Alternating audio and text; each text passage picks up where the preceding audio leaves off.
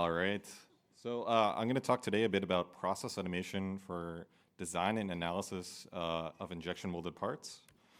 My name is Andrew Sartorelli. I'm the product management lead at Synera. I also handle all of our software partnerships.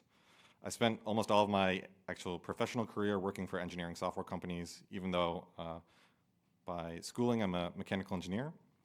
Maybe just quickly from a show of hands, who's heard about Synera before?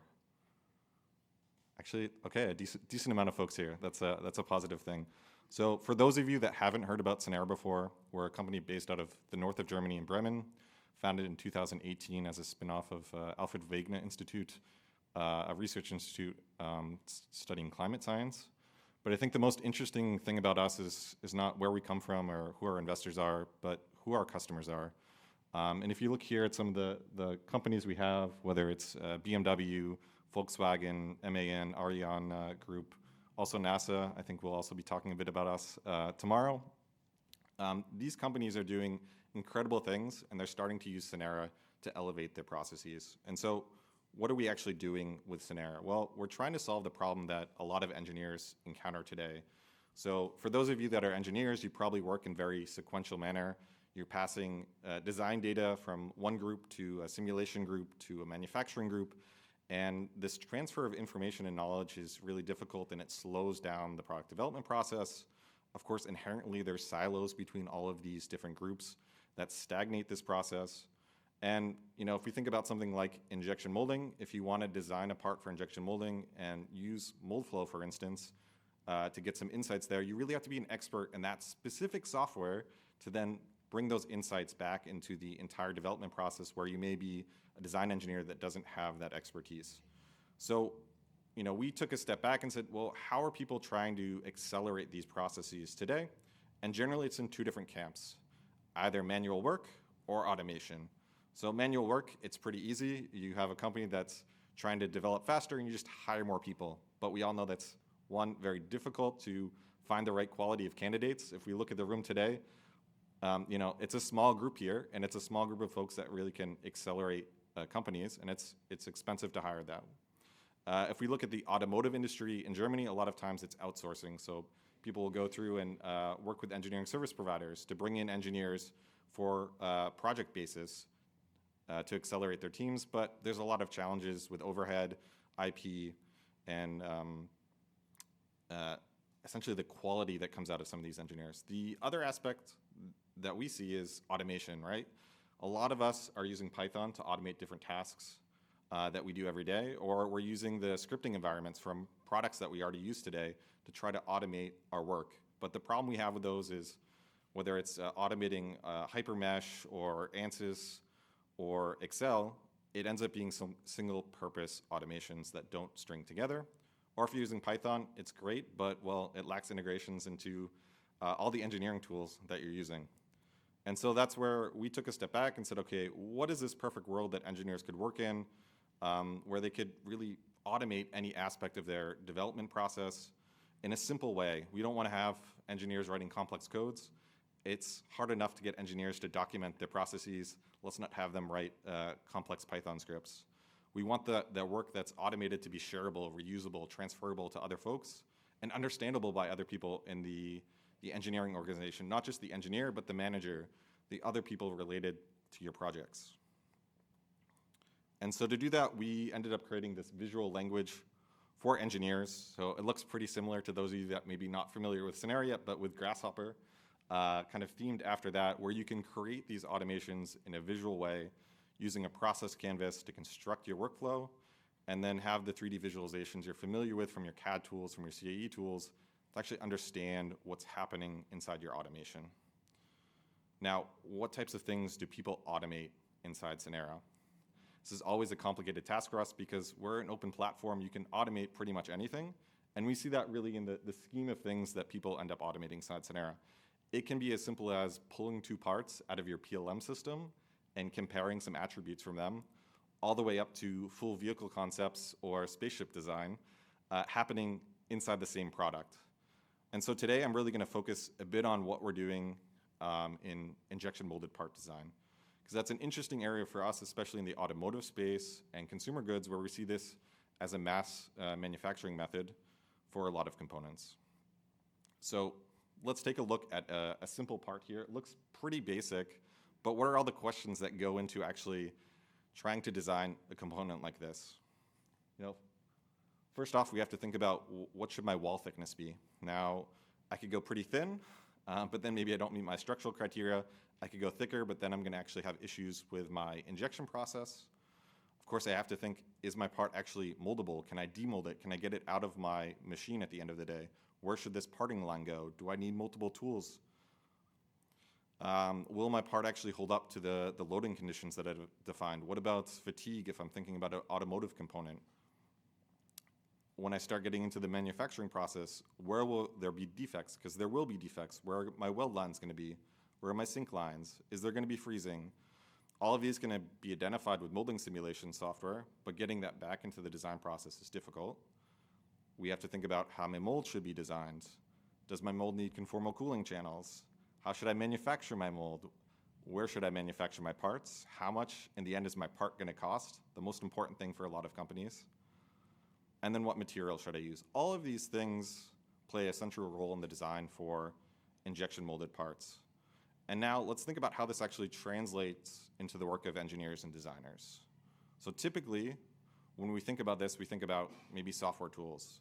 So you're going to start out with your design process, jumping into a product like Fusion or NX or Creo, and start creating some sketches and some designs that generate some 3D models. Then maybe you're going to look into Excel to figure out what materials your company has access to that you can use in the manufacturing process. Hopefully you're using a simulation tool like Moldflow or CAD Mold to actually look at what's going to happen in the manufacturing process. So you'll understand what the filling time is, get an understanding of the warpage of the component, and maybe some insights actually into what those defects are going to be in your part. Then you need to use an FEA solver, maybe using Mark or Nastran, to understand the performance of the component. You're going to use a tool like Facton to understand the cost and manufacturability of my part. And then maybe you're going to use a CFD tool like SimScale to actually analyze the cooling channels inside your component. Now, when we think about that, typically that ends up being multiple people in the process. So you have a designer, then maybe you have a business analyst or material specialist that tells you what materials you can use. You have an injection molding engineer, you have an FEA engineer, you have a cost engineer, you have a tooling expert. All of these people are involved in the design for a single component. Now, it's shown here as kind of being this harmonious little circle of people. The reality, I think many of you know, is it's not this harmonious circle, it's chaos. It's a lot of people trying to transfer data back and forth between one another. Data's lost in the process. It kind of sucks. And so we take a step and say, okay, if we have an automation platform, how can we actually start to automate some of these tasks?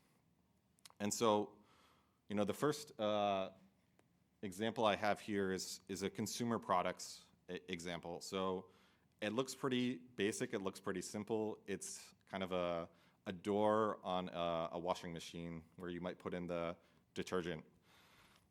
Not a very complex example, but this is the reality of what engineers have to design for. So this part is manufactured tens or hundreds of thousands of times going into washing machines.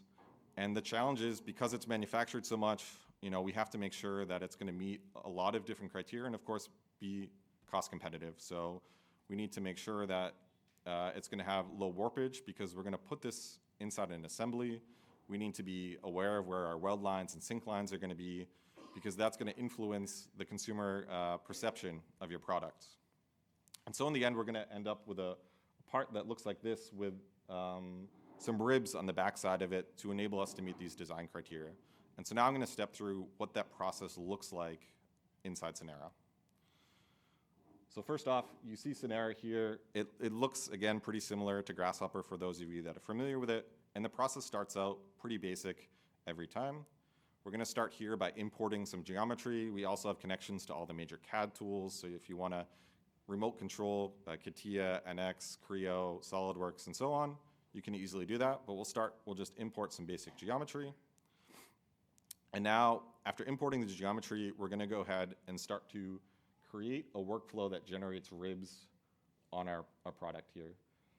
Now, the nice thing is we have Parasolid baked into Synera, so we have robust solid modeling operations that allow us to construct this process. And you can see we have some sliders to start to play around with different settings of our ribs. Next up, we're going to quickly set up a Moldflow analysis, and I'll speak a little bit later about how that integration works. But initially, we'll just define a few process parameters like gating location for our analysis, and then go off and run the analysis. Now, the nice thing is because we've set up an automation, we can now generate a lot of different data to understand this design process and start to do a DOE or an optimization to really select the right ribbing structure, the right thickness, to minimize warpage inside our part. And all of this, again, it's visually documented, so it's very nice. It's easy for folks to understand. And then, of course, like a good engineer, I'm going to go off and I'm going to export some data to Excel and create some graphs for reports that I want to share with some of my colleagues. Again, all of this workflow is captured inside Synera, so if you're going to go and change the initial geometry, the whole process can replay, the whole automation can repeat itself. So in the end, we're able to, with this automation, construct a design that meets our warpage criteria, that adds the ribbings that meet the performance criteria, and we've documented and simplified our process. So how do we actually achieve this with Synera? So I like to say we're not in this alone. We're not trying to reinvent the wheel. And so we do this through partnerships. So today we're partners with over 20 different software companies. We have 56 add-ins on our marketplace. These partners range from Autodesk, Siemens, Hexagon, and big companies like that to smaller companies. Intact Solutions here today.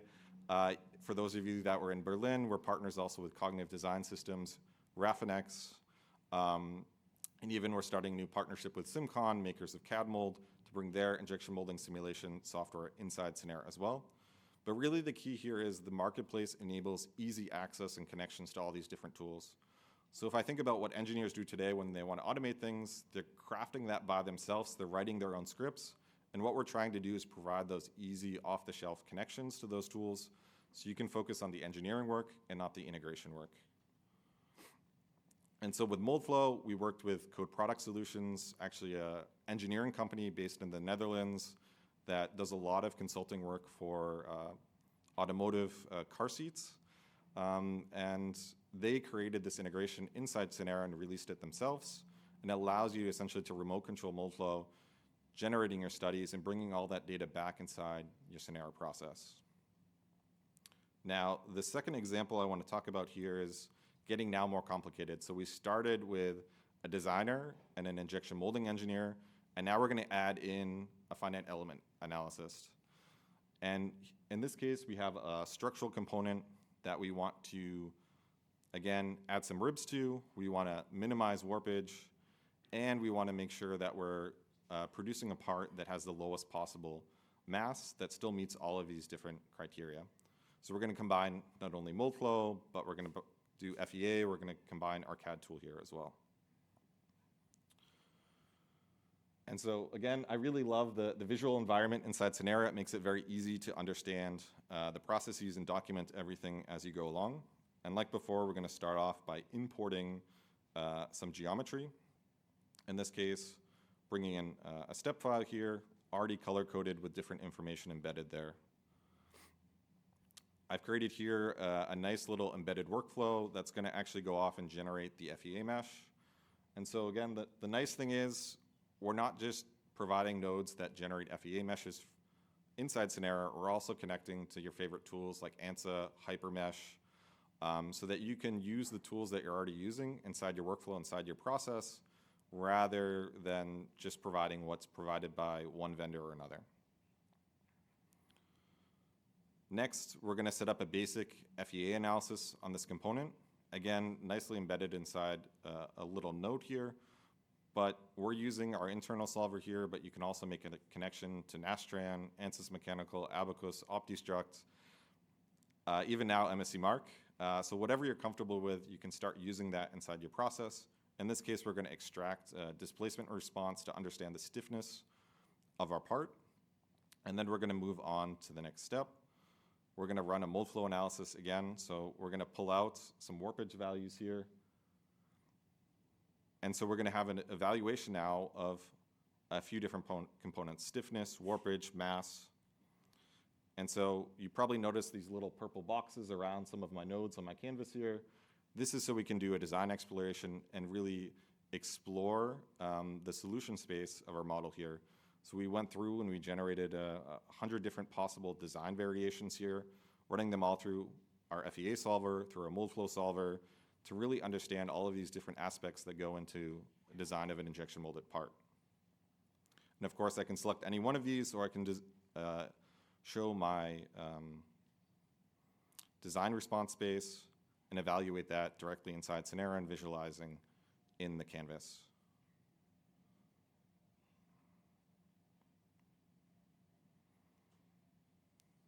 And so again, we took another example here where we started to combine multiple user personas inside a single workflow.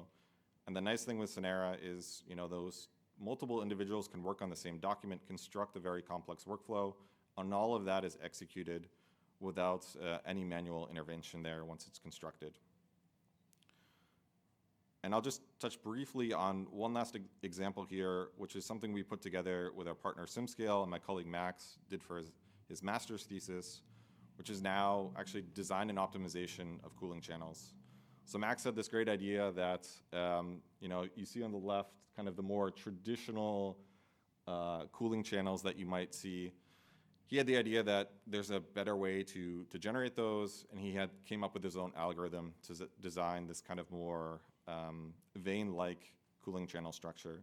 And so he was able to actually create this optimization inside Synera, evaluate the results, and actually came to the conclusion the traditional design was better than his new design, as can be the case sometimes. But the nice thing here, besides the pretty graphic that we created, is actually that pretty much anything is possible inside Synera if you put your mind to it. It's an open platform, an open environment for you to start to play around with and explore different possibilities. And so if we think back now to the original part we had, how thick should my walls be? Is my part moldable? All of these initial questions that we have are things that you can start to evaluate inside Synera. Not because Synera provides the off-the-box or off-the-shelf solution for all of these things, but because we're providing you connections to all the tools that enable you to already evaluate these, but you're not able to connect them together in one single automated process. So whether it's tying in Moldflow to evaluate the manufacturing defects of the part, or Nastra and a mark to evaluate the stiffness of the component, maybe you want to do remanufacturing with cognitive design systems to really redesign the part for manufacturability. All of these things can happen inside Synera as long as you're an engineer that is open to constructing their own automated processes. And so I'd say if you have challenges with manual work, your team's struggling to get through the tall stack of problems that you have at the end of the day, take a look at Synera and think about what we can automate together.